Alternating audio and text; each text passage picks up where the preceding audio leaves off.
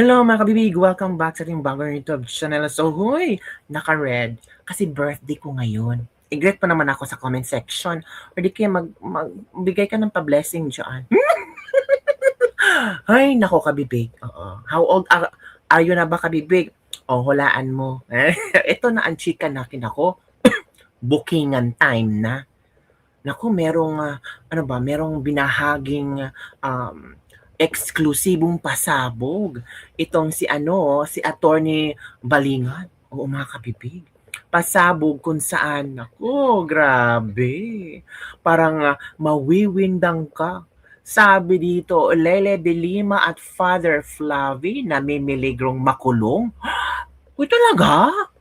Mga testigo lalantad na sa mga maletang perang natanggap nila. Oh my goodness. Yes, kabibig. Yan ang ibinahagi ng lawyer ng 18 ex-Marines. Nako.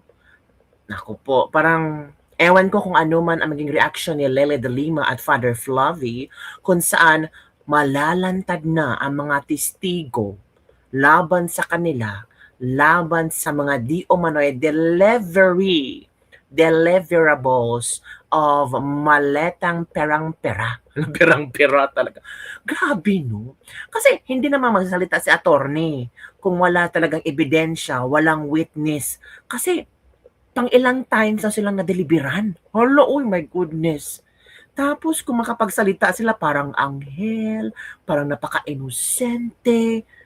Ay nako, ewan ko, kayo na lang ang bahalang humisga kabibig ha, kung ano ang iyong reaction hinggil sa bagong pasabog ni attorney kung saan masashock ka talaga. O ito, i-share ko sa inyo ang balitang ito kasi alam niyo naman, lebak-lebak with evidence tayo. So, ito kabibig. Nawindang ako sa pasabog ni attorney. Oy, ito ha, makinig So, tayo. napagbigyan kami ng panel of prosecutors hanggang May 25, 2026. At ang rason kung bakit humingi kami ng palugit na 2 weeks more, kasi doon sa perjury na kaso ni Congresswoman De Lima at saka Father Villanueva sa amin, 7 kasi ang nakakita kay Congresswoman De Lima at saka 4 naman ang nakakita kay Father Ano? Pitong sundalo ang nakakita kay Lele de Lima at 4 na sundalo or witnesses. I don't know, sundalo ba to o witnesses nakakita kay Father Flavi. Villanueva na tumanggap na siya ng pera. Ooh. Pero gusto namin na maliban sa mga nakapirma sa sinumpaang salaysay nila, ay magdadagdag kami ng mga witnesses. Oh. At meron kaming hinihintay na 4 na galing pa sa Mindanao Halaka. dahil hirap din sa pamasahe para mapagbigyan ang aming request dahil dati silang tauhan din, no, ni Saldico. Nako. Again. So napagbigyan kami ng panel of prosecutors hanggang May 25, 2026. At ang rason kung bakit humingi kami ng palugit na 2 weeks more, kasi doon sa perjury na kaso ni Congresswoman De Lima at saka Father Villanueva sa amin, 7 kasi ang nakakita kay Congresswoman De Lima at saka 4 naman ang nakakita kay Father Villanueva na tumanggap na siya ng pera. Pero gusto namin na maliban sa mga nakapirma sa sinumpaang salaysay nila, ay magdadagdag kami ng mga witnesses. Alaka. At meron kaming hinihintay na 4 na galing pa sa Mindanao dahil hirap din sa pamasahe para mapagbigyan ang aming request dahil dati silang tauhan din, no, ni Saldico. Yun kabibig ang bagong pasabog ni attorney kung saan 7, 4 na mga tao ang nakakita ng kung saan nadeliberan si Lele de Lima at si Father Flavi, mga kabibig, ng maletang pera. Hala, grabe naman yan, Father. Nako, itong si Father talaga, parang, uy, nakakaya bilang Katoliko kung totoo mo ito kabibig. 'Di ba? Parang ano ba, parang ang mga tao ngayon, mga Katoliko ngayon, parang ewan ko lang ha, yung ibang mga friends ko sabi nila, parang nandidiri na akong pumasok sa simbahan. Naalala ko si Father Flavie. Naalala ko yung mga pare na parang nakikipapolitika na. At ito narinig natin sa isang lawyer ng 18X Marines na 4 na tao nakakita na kung saan dininivileran o nabigyan ng maletang pera si Father Flavie. Parang parang, hello? Sana hindi ito totoo, kabibig, kasi nakakasira ito sa imahe ng mga Katoliko, sa imahe ng simbahang Katoliko. Either preaching about honesty, about commandments of God, thou shall not steal. Pero ito, malalaman natin, tapos may 4 pa na witness, ang susulpot later, at talagang magbibigay sila ng kanilang testamento hinggil kay Father Flavie, at hindi lang kay Father Flavie, kay Leila de Lima. Pero naku kabibig, parang nawiwindang ako sa pasabog mo, attorney ha. So sana sana paglabas nila talagang eksklusibo yung affidavit nila, sana ma-interview, sana i-narrate nila, at sana may ebidensya sila. Sana may mga ebidensya ba, hindi lang puro mga haka-haka, sana may ebidensya talang ilalatag na makikita natin si Leila de Lima or di ka si Father Flavio, baka may pictures, may videos, mas maganda pag ganun para hindi na sila makaangal, hindi na i-deny, 'di ba? Pero I'm sure itong mga lalantad later on, hindi naman to lalantad na puro salita lang. Kagaya ng 18X Marines, lumantad sila, may mga video, may mga pictures, so handang-handa sila sa kanilang gagawin. So it means itong 4 at 7 na mga witnesses, of course, lalantad ito na may malaking pasabog at ebidensya. Nako po. Parang nakakatakot naman yan, kabibig.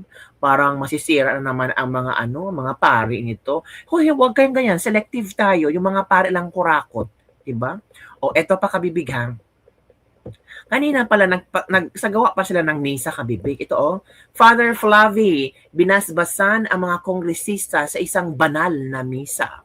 Dumalo sa isang misa sa EDSA Shrine itong linggo, ang May 17, sina Congressman Leila de Lima, Percy Sindania, Terry Redon, Jude Asidre at Joel Chua. Sa larawang kumakalat online, makikitang isa si Father Flavie Villanueva at sa mga nakikiisa sa Mass for Peace and Accountability. Idinaos ang misa isang araw bago ang napipintong impeachment trial laban kay Vice President Sara Duterte. Layunin umano ng misa ang panalangin para sa kapayapaan, accountability at paggabay sa gitna ng umiinit na political climate sa bansa. It's all about accountability. Ito yung mga pictures na kayo ng kabibig. Yan. Uy, bakit? Ano nangyari doon? Why you're covering your nose? Kaya talaga. Ito pa mga picture. Si Chua to, diba? Ano pa dyan? Ang dami pala. Nandyan pala si defensor. Ang dami pala nila doon nagpunta. Yan. Same feeders flock together. Masamang pangitain to, Uy, grabe naman kayo. May naniniwala pa kaya dito? Meron naman po. May mga supporters din sila. May malita ka rin ba, Father? Yung sinabi ni attorney na lalabas ang mga testigo. Sino ang pinakabanal? Si Abante or si Flavia? Bakit Flavia? Banal na misa nino. Sino ang sinasamba niya? Same feeders flocks together. Bakit may pare na ganyan? Sabi ni Monito Medina, bangag na misa. Wag naman po kayo. Respetuhin natin ang misa, Okay. Teamwork. Sila lang ang nag-appreciate sa kanilang team. Bibilib sana ako kung hindi si Flavie ang magbasbas sa inyo. Grabe naman po kayo. Huwag kayong ganyan kay Father Flavie. Huwag kayong ganyan. Respect naman po kay Father Flavie. Pero hindi ko makalimutan yung sinabi ni attorney. Lalabas talaga ang mga testigo na nakakita ng pagtanggap ni Father ng male-maletang pera. Nako, delikado yan. And speaking of mga pari, kabibig, ito mga uusig kay VP Sara nagsimba sa EDSA. Yan sila Holy Maleta, sabi ni Ed Hugalbot. in the not so secret altar of secrets. Grabe naman po yan. Ano, ito pa. Ito kabibigan. May nabasa ako kabibig ba? Nasaan ba to? Ito. Sabi ni Father Robert Reyes tungkol sa senators, sa 13 brave senators. Father Robert Reyes tinawag na Judas at traidor ang 13 senador na sumuporta kay Cayetano. Grabe naman yung word Judas at traidor. Bakit wala naman silang rights to transfer from one block to another? Bakit tinawag yung Judas? Kasi takot kayo na hindi ma-impeach si BP Sara.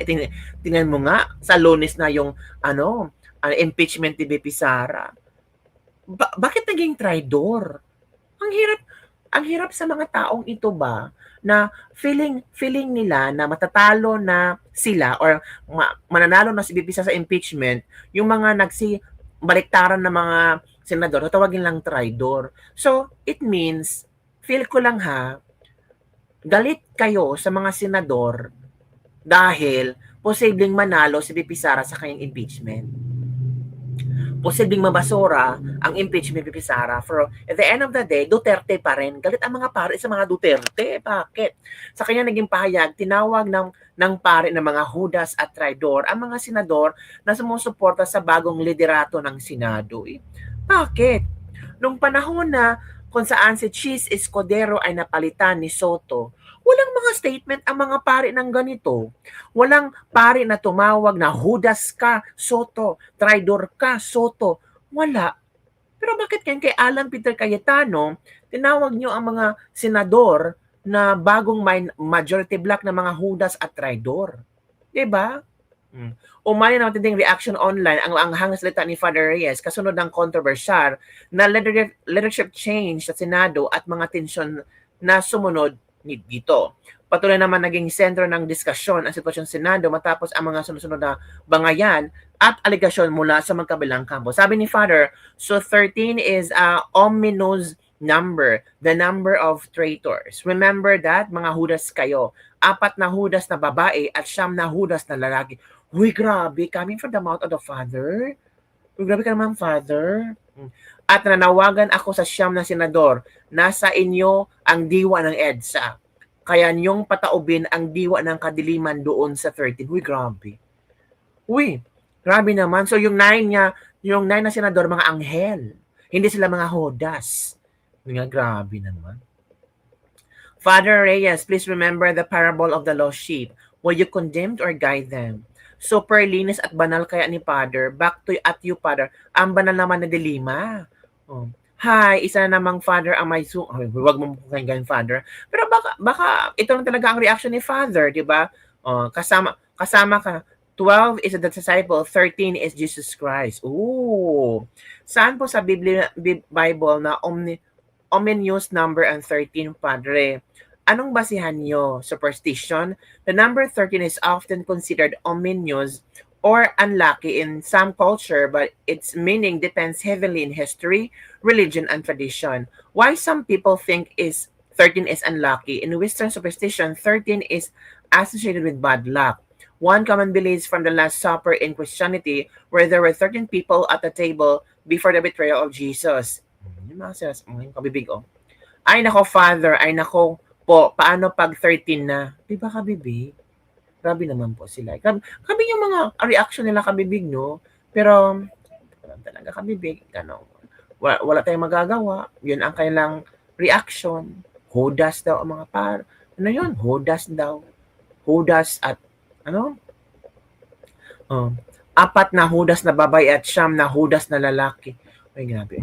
Parang ay, ewan ko, Parang ako yung nahihiya sa statement ni Father. Parang, hala ka. Ito, Father, para mas lalo kayong magalit. Wag naman po kayong ganyan. Kasi, parang, ang pangit po pakinggan. Mga pare pa naman kayo.